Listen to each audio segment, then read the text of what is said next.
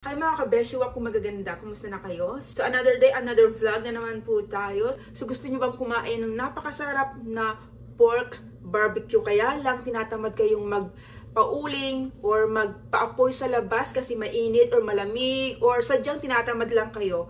So worry no more mga kabeshi kasi pwede kayong mag-barbecue sa loob ng inyong bahay gamit ang may wagang kawali. O di ba bongga? So ang ating lulutuin for today's video ay magluluto tayo ng isang napakasarap na pork barbecue.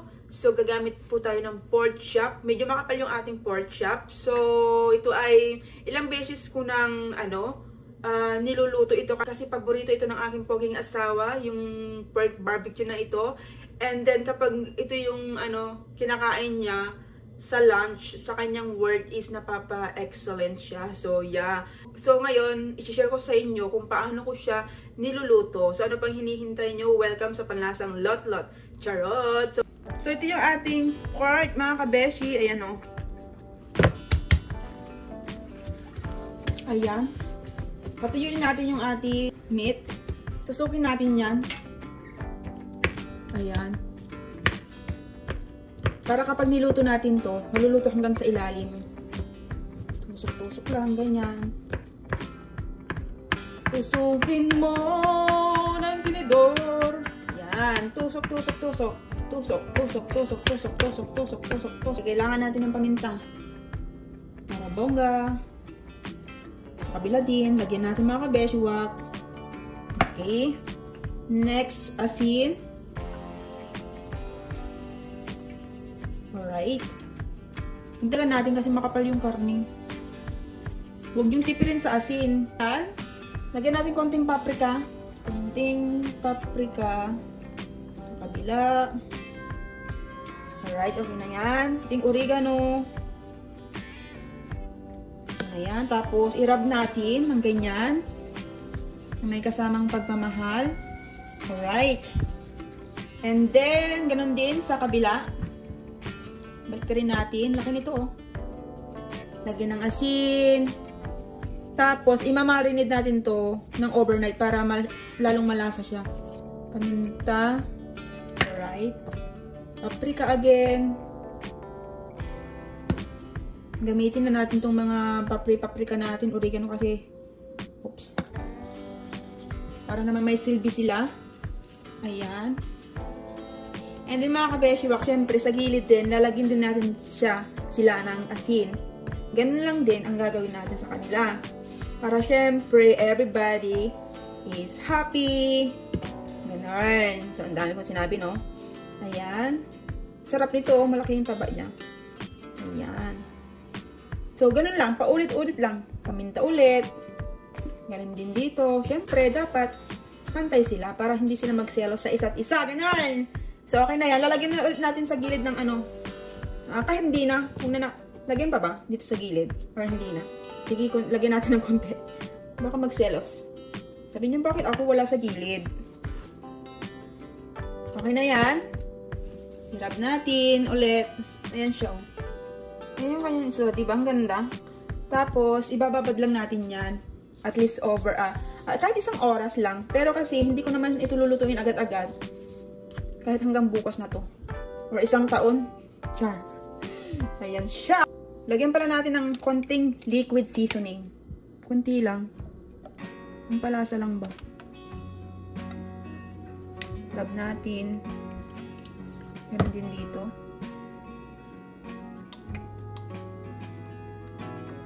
Yan. Okay na yan. Ilalagay na natin yan sa ref. So, see you later, alligator. Bye! So, ayan mga kabeshi, iluluto na po na natin itong pork chop natin at ito po yung babaunin ni Mr. sa kanyang lunch. So, ayan, kailangan natin siyang idiin. Pwede po kayong gumamit ng sandok kasi baka mapasok kayo. Huwag niyo po akong gayahin. So, ayan, mga after 2 minutes, pwede na natin siyang baliktarin. Lutuin lang natin siya. Siguro mga at least 2 minutes sa magkabilaang side, 2 minutes sa kabilang side, and then 2 minutes din po sa kabilang side. So, dapat naka-medium heat lang po yung ating apoy para maluto siya ng dahan-dahan. And then, syempre, kailangan din natin lutuin yung sa gilid din niya, mga kabeshiwak. So ngayon naman, okay na yung pork chop natin. Itabi muna natin siya, tapos lilinisin po natin yung kawali dahil isi-serve natin siya with butter and garlic.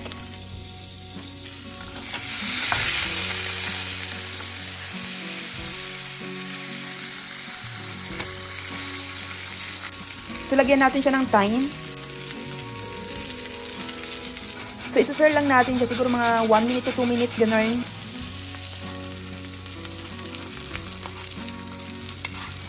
So, ayan. Okay na yan. So, ngayon naman, lulutuin natin yung sa akin. So, ayan na. Piniprito ko na yung akin. Ayan. So, nauna kong pinirito yung kay Mr. kasi, ano yun? Kasi babaunin niya yun para sa kanyang lunch. So, ayan. Luto na yung sa akin.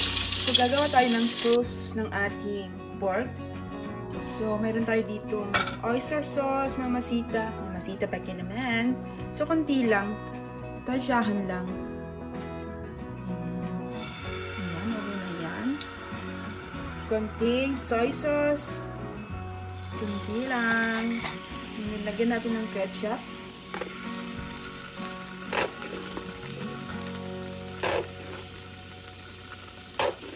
Okay. Black pepper. Garlic. Mix natin yung ganyan. Lagyan pala natin ng butter. Yan. Kalimutan ko yung butter.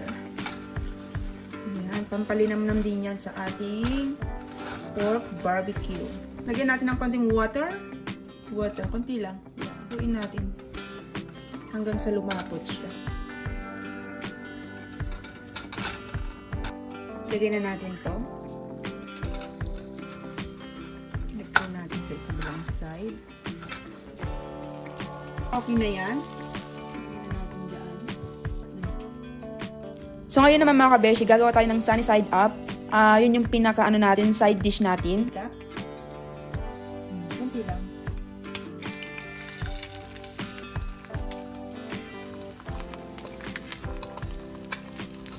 Okay, so slice na natin ito mga kabeshua.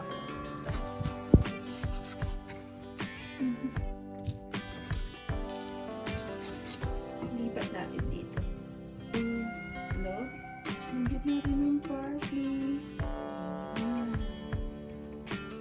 So, lagyan natin na konting sesame seed yung ating egg. Konting red pepper flakes. Alright. Yan. So, ito na po yung ating niluto for today's video. Mayroon tayong egg. Yan yung ating pork barbecue. And may konting rice. Ayan. So, ayan mga kabeshi. Luto na po yung ating pork barbecue. Ayan. Meron tayong egg dyan. Tapos yan po yung ating barbecue. O, diba? Ang bango niya. Kahit napakasimpleng recipe. Super bango niya mga kabeshi. So, ano pang hinihintay nyo? Kainan na. Tikiman time. Yan. Mukha siyang masarap, no? So, 1, 2, 3, bite!